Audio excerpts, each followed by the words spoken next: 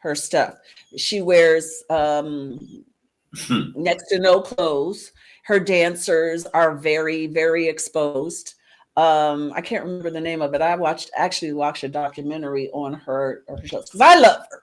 I do. I wouldn't wear the clothes she wears, but I love that she's powerful and confident enough to do it. And you have those people that don't like her because they think that she's perpetuating sexualization of women.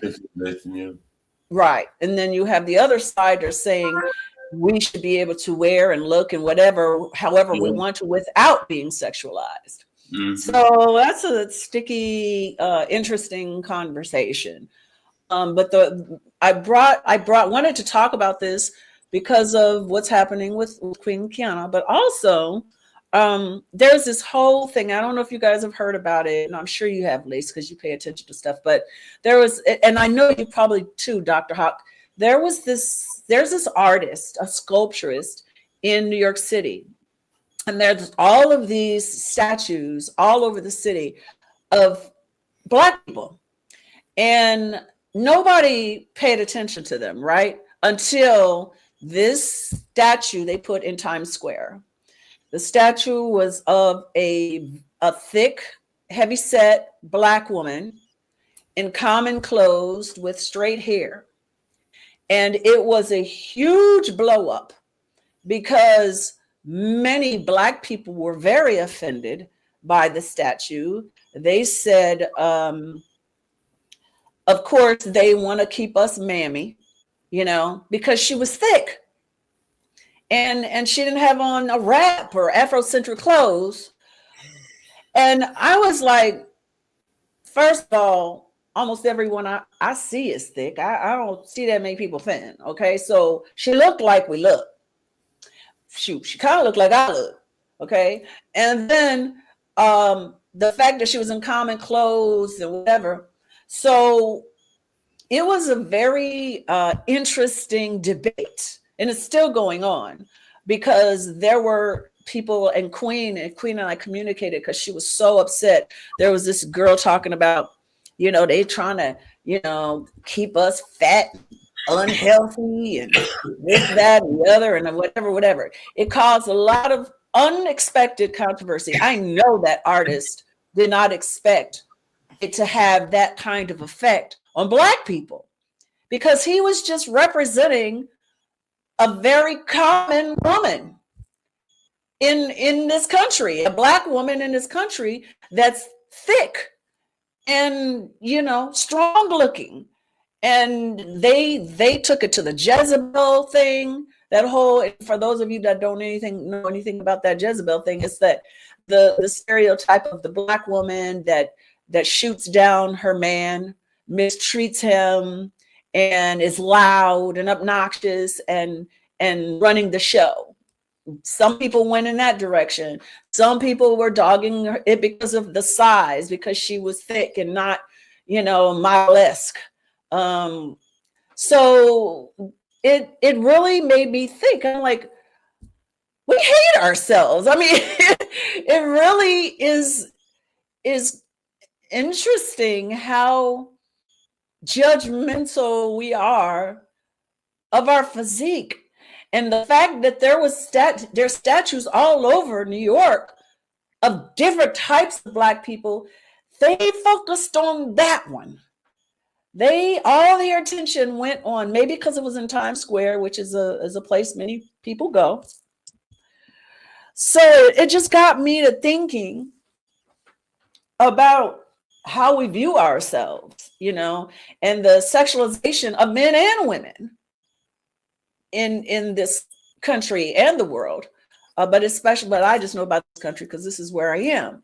Although I'm gonna tell you, when I lived in Singapore, I have never been told I'm fat by so many people. Literally. I mean, they had no shame, no boundaries.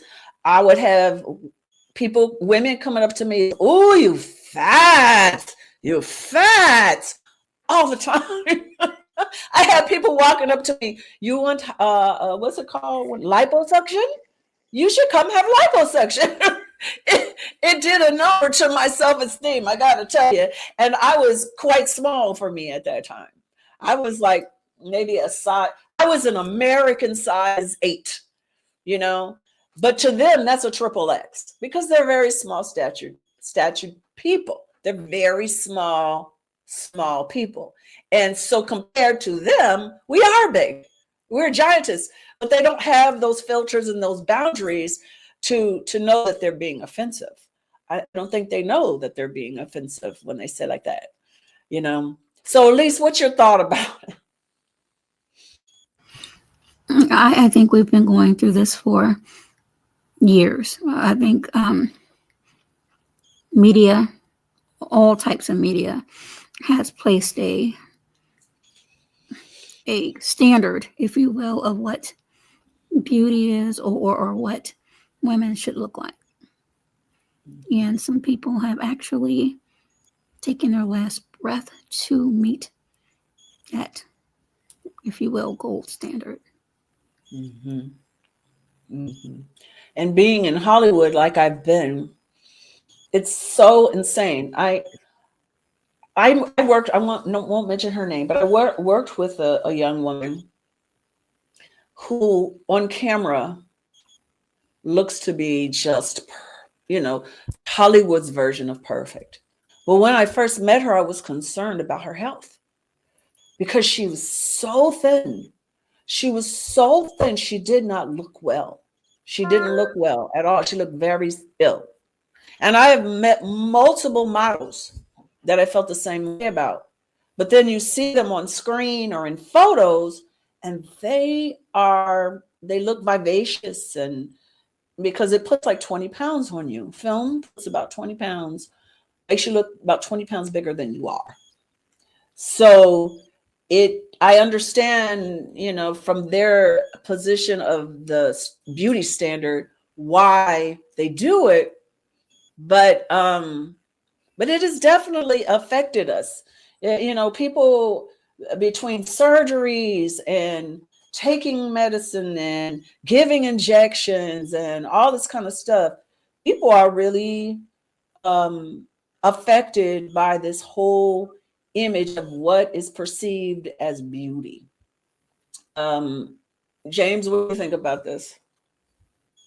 I don't know that much about it.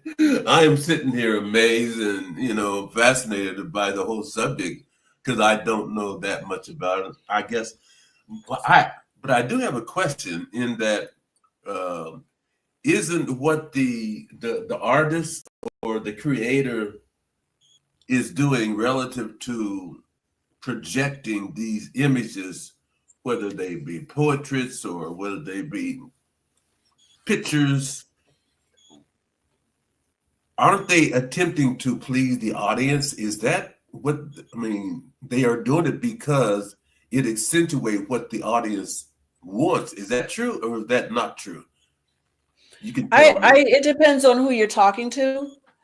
I personally think that they know that the pharmaceutical businesses and certain Weight Watcher, not specifically the title of the place, but dietary things and all gyms, and there's a lot of advertising that is benefited by you seeing a standard that you cannot meet, because you're going to pay a lot of money to go to that gym. You're going to pay a lot of money to be on those diets and spend money. You're going to pay a lot of money to get on those weight pills. Mm-hmm. There is a lot of money attached to advertising people that meet a standard that is not reachable.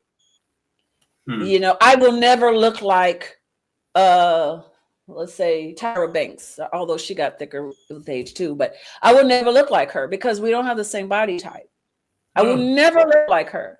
But if I'm a young person that doesn't have a parent saying you're beautiful exactly as you are, be more, and I'm just watching television, watching Tyra Banks shows, I might try to look like a Tyra Banks, even though I don't have Tyra Banks genes. And a lot of money can be made off of people that do that. I think that, I think, Cindy, if I may just interject, and it's a fascinating topic. I think that, that, well, we all know that image is something that is sellable, right?